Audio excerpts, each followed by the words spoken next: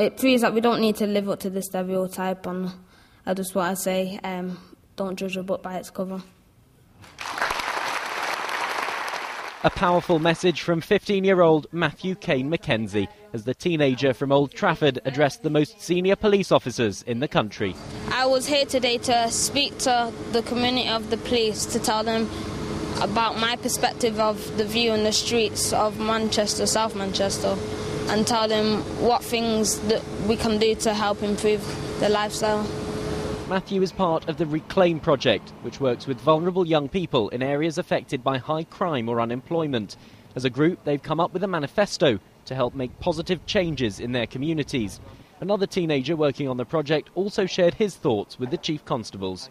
What this manifesto is trying to say is that if we take these steps as a community, and if the police take these steps, hopefully together we can have a better future.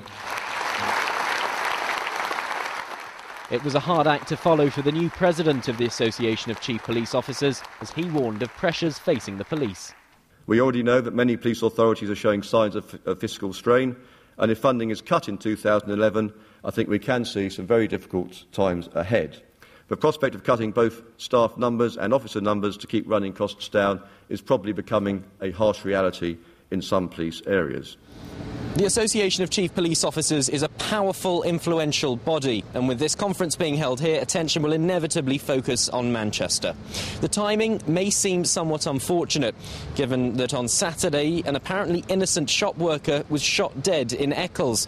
And this week, Rangzeeb Ahmed, a man from Rochdale, has said how he was tortured at the hands of the Pakistani intelligence authorities and alleges that Greater Manchester Police were somehow involved in that process. We completely refute the allegations which have been made about involvement in torture, and clearly we had a tragic incident at Salford over the weekend. We are investigating that with the normal professionalism and dedication that we put into these cases. So I think my colleagues from other forces will recognise the complexity of what Greater Manchester Police has to deal with. Over the next few days, the conference will discuss other topical issues, including how police deal with public protests, protecting people from violent offenders, and the latest methods in counter-terrorism. Ben Bland, Channel M News.